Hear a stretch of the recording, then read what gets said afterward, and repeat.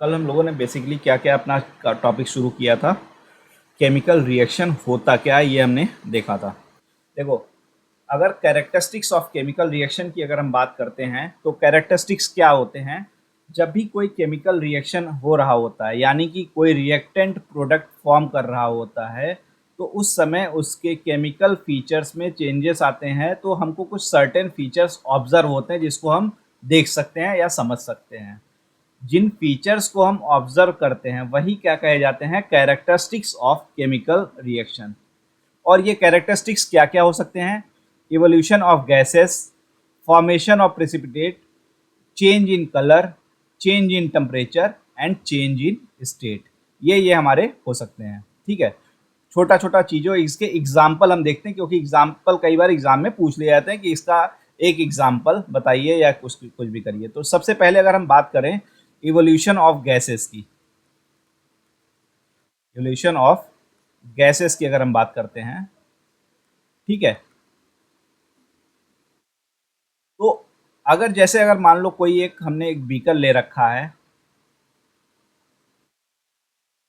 एक हमने बीकर लिया है और उस बीकर में हमने डाल दिया क्या, जिंक ग्रेनुअल्स को, जिंक के ग्रेनुअल्स हमने डाल दिए। क्या डाल दिए? जिंक ग्रेनुअल्स हमने डाल दिए। ठीक है, और उसमें हम ऐड कर देते हैं डाइल्यूट सल्फ्यूरिक एसिड को। क्या ऐड करते हैं? डाइल्यूट सल्फ्यूरिक एसिड को हम ऐड कर देते हैं। डाइल्यूट सल्फ्यूरिक एसिड को, मतलब हमने क्या किया, जिंक ग्रेनुअल्स लिए और इसमें क्या ऐड किया, dilute sulphuric acid.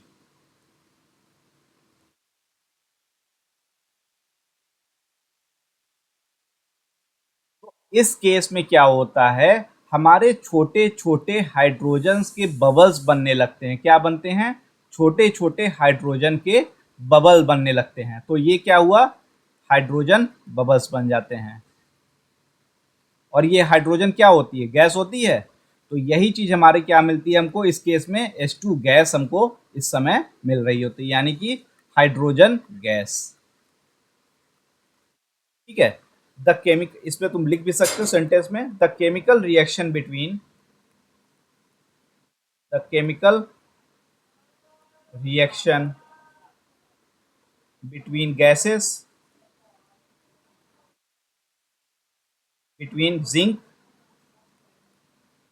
and dilute sulfuric acid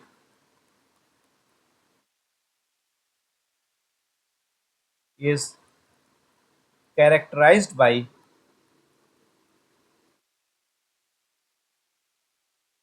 the evolution of कौन सी gas, hydrogen gas, of hydrogen gas.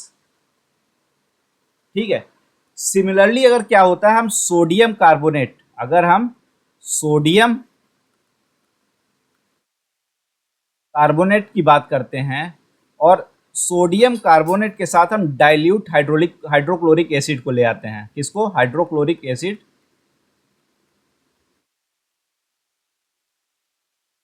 Hydrochloric acid dilute. तो इस केस में हमको क्या होता है, हमको कार्बन डाइऑक्साइड गैस मिलती है। कौन सी मिलती है? कार्बन डाइऑक्साइड गैस हमको मिलती है। ठीक है, तो ये इसका कैरेक्टरिस्टिक रहा। ठीक है, तो इस तरीके के हमारे एग्जाम्पल क्या है, इस तरीके के समझने का, जो गैसेस हमको मिल रही हैं वो उसकी क्या हो गई, कैरेक्टरिस्टिक हो गई। सिमिलरली अगर हम कहें, दूसरा हमारा क्या था, formation of precipitate, precipitate formation.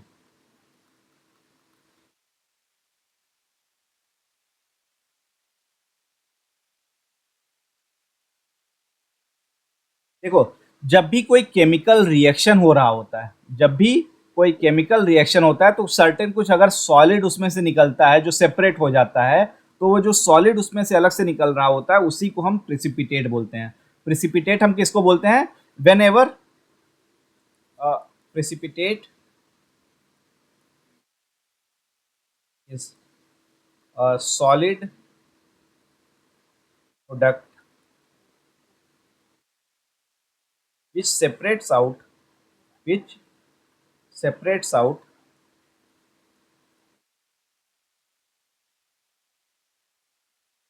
during a chemical reaction। ठीक है, तो ये इस तरीके का प्रेसिपिटेट जहां पे फॉर्म हो रहा होता है तो वो उस इक्वेशन की या रिएक्शन की कैरेक्टरिस्टिक कही जाती है। ठीक है, अगर हम इसके एग्जाम्पल की बात करें तो हम the chemical reaction of example इसकी हम बात करते हैं। अगर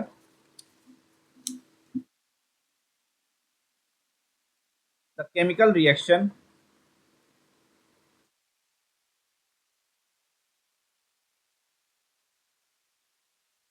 between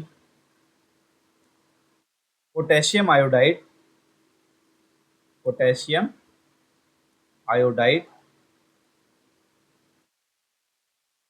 and lead nitrate and lead nitrate is is characterized by formation of yellow precipitate formation of yellow precipitate of lead iodide। मतलब क्या हुआ, हम जब पोटेशियम आयोडाइड को और लेड नाइट्राइड का आपस में रिएक्शन करा रहे होते हैं तो हमको एक नया सब्सटेंस मिल जाता है जो प्रेसिपिटेट फॉर्म में होता है। वो क्या होता है, लेड आयोडाइड, और इसका कलर क्या होता है, इसका कलर येलो कलर का रहता है। ठीक है, नोट कर लिया था कि नहीं, किया है कि नहीं किया, झूठ बोल रहे हो।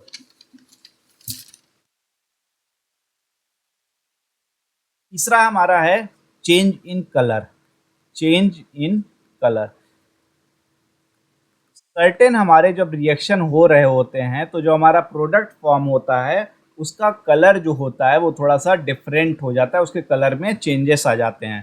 तो सम chemical reactions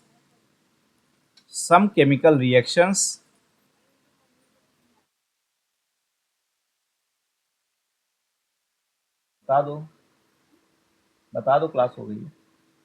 some chemical reactions are characterized by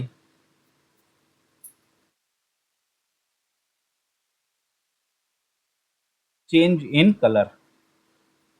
change in colour, इसका एग्जांपल अगर हम देखें तो हम अगर सिट्रिक एसिड जो हमारा होता है, जो हमारा सिट्रिक एसिड होता है उसका केमिकल रिएक्शन जब कराते हैं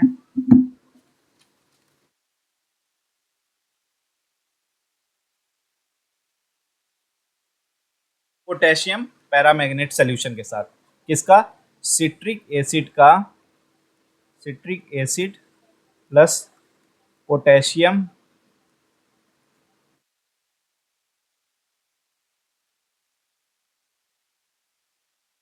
सॉल्यूशन, तो यहां पर इसका जो कलर होता है ये इसका कलर रहता है पर्पल कलर। क्या रहता है, पर्पल कलर। लेकिन जब हमारा रिएक्शन होता है तो हमारे प्रोडक्ट में हमको कलर लेस मिलता है। हमको क्या मिलता है, कलर लेस मिलता है, उसका कलर चला जाता है, पर्पल कलर चेंज हो जाता है। ठीक है, सिट्रिक एसिड का जब रिएक्शन पोटेशियम परमैंगनेट सोल्यूशन के साथ कराते हैं। ठीक है, सिमिलरली अगर हम सल्फर डाइऑक्साइड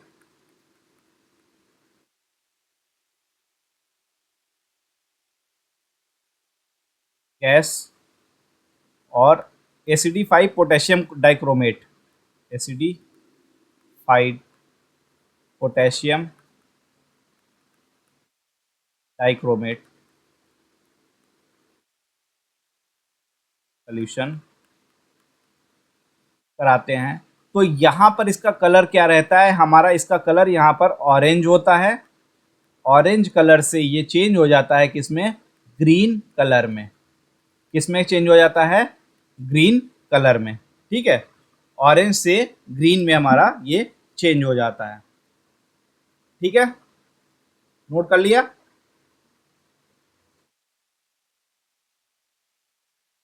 तो यहां पर तुम्हारा क्या हो रहा है, ये कलर जो हो गया, पहले पर्पल से कलरलेस हुआ, फिर ऑरेंज से ग्रीन हो गया, तो मतलब हमारा चेंज इन कलर हो रहा है, और ये चेंज इन कलर ही क्या है, इस केमिकल रिएक्शन की कैरेक्टरिस्टिक कही जाएगी।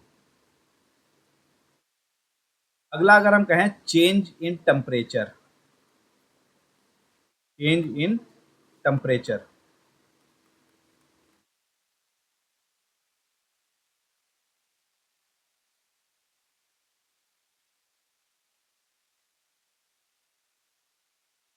देखो अगर जैसे ए और बी आपस में मिलके क्या बना रहे हैं, सी, ए और बी आपस में मिलके सी बनाए, तो सर्टेन केमिकल रिएक्शंस हमारे ऐसे होते हैं जहां पर ए और बी क्या होते हैं, केमिकल रिएक्शन के टाइम पे हीट एनर्जी को क्या कर रहे होते हैं, रिलीज करते हैं।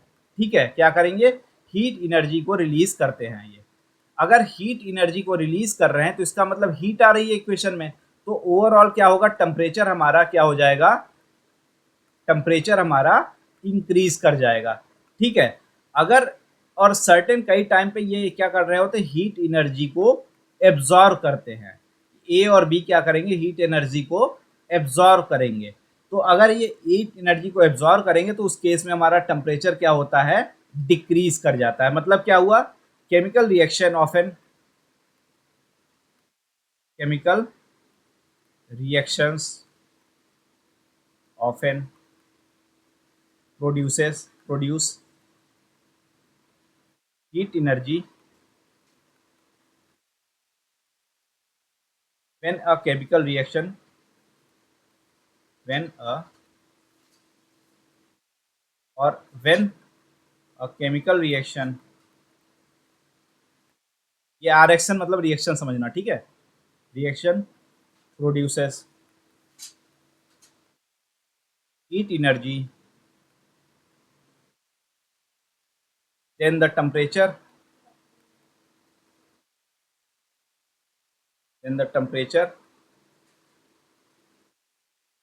of reaction mixture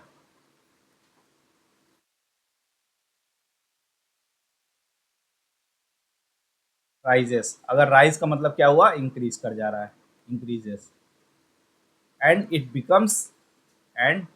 becomes hot। और दूसरा केस क्या हुआ हमारे यहीं पे, दूसरा केस में in certain chemical reaction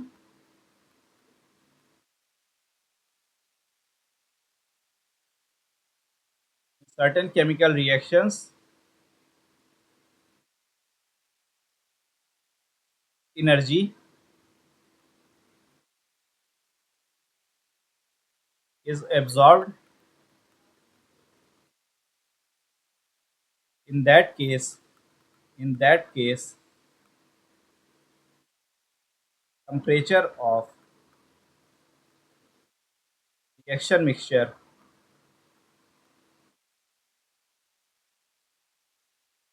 falls, यानी कि डिक्रीज कर गया।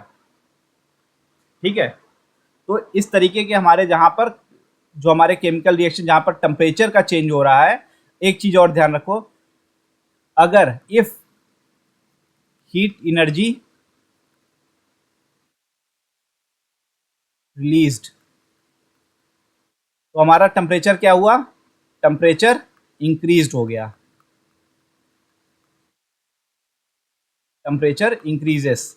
ठीक है, और इस तरीके के जो रिएक्शन होते हैं जहां पर टेम्परेचर इंक्रीज कहे जाते हैं, हो जाते हैं, उसको हम एक्सोथर्मिक रिएक्शन बोलते हैं। क्या बोलते हैं, एक्सोथर्मिक रिएक्शन बोलते हैं। ठीक है, इसको हम क्या बोलते हैं, एक्सोथर्मिक रिएक्शन। और दूसरा, if heat energy is absorbed, हमारा क्या होगा, टेम्परेचर क्या होगा, डिक्रीज कर जाएगा।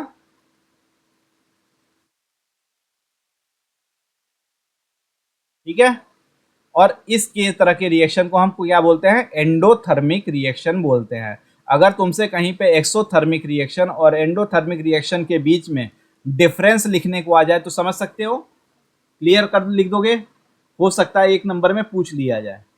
ठीक है, इसका अगर तुम एग्जाम्पल लिखने जाओगे, द केमिकल रिएक्शन बिटवीन, लिख सकते हो, द केमिकल रिएक्शन बिटवीन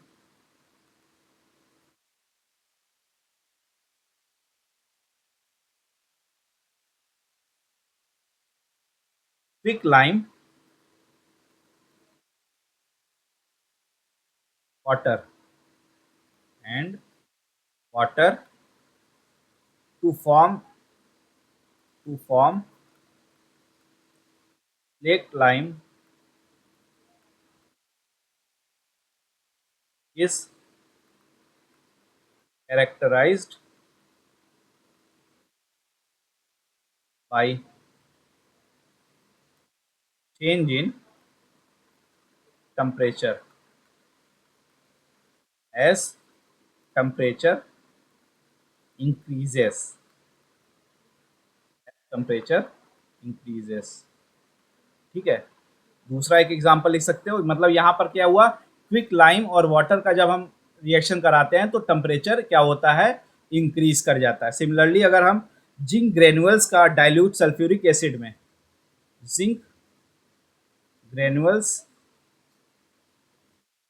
और डाइल्यूट सल्फ्यूरिक एसिड के साथ में रिएक्शन जब कराते हैं तो उस केस में भी टेम्परेचर हमारा क्या हो जाता है, टेम्परेचर इंक्रीजेस। उस केस में भी हमारा टेम्परेचर क्या हो जाता है, इंक्रीज कर जाता है। क्लियर है, इस केस में भी हमारा टेम्परेचर क्या हो जाएगा, इंक्रीज कर जाएगा। और सिमिलरली अगर तुम बेरियम हाइड्रोक्साइड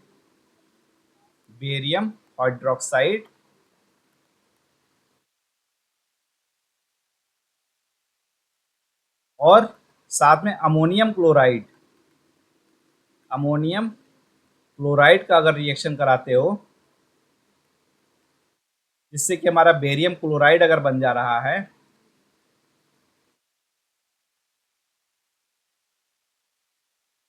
अमोनिया बन रहा है और वाटर बन रहा है, प्लस वाटर बन रहा है, तो इस केस में हमारा क्या हो रहा होता है, टेम्परेचर हमारा डिक्रीज कर जाता है। क्या होता है, टेम्परेचर हमारा डिक्रीज कर जाता है। ठीक है, इस केस में हमारा टेम्परेचर क्या हो जाता है, डिक्रीज कर जाता है। लिख लिया इसको। इसी तरीके से अगर हम बात करें, अगला एक हमारा क्या होता है, change in state. Change in state, जब भी कोई केमिकल रिएक्शन ऐसा हो रहा हो तो वहां पर हमारा क्या होता है, चेंज इन स्टेट, यानी कि क्या हो रहा होता है, some chemical reactions, some chemical reactions are characterized by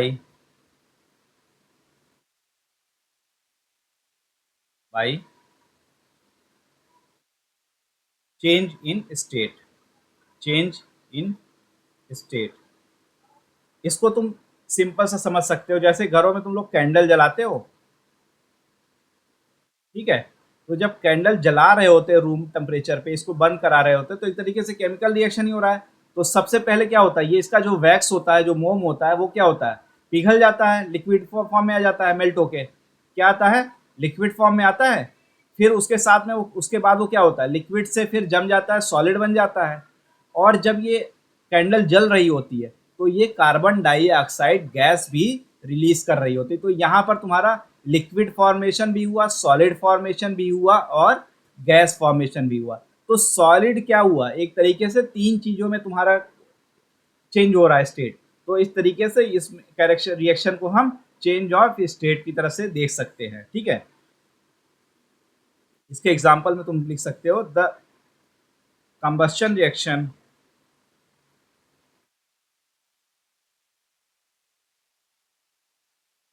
of candle wax is characterized by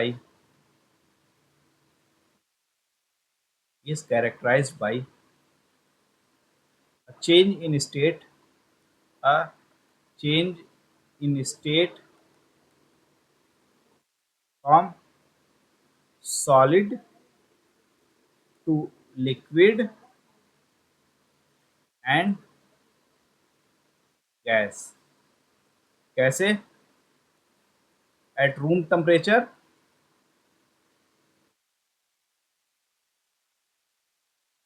wax melts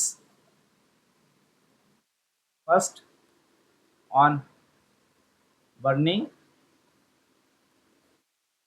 then solidifies, और उसके बाद क्या होता है? And in the same reaction, in same reaction CO2 gas is released. Clear है? हाँ,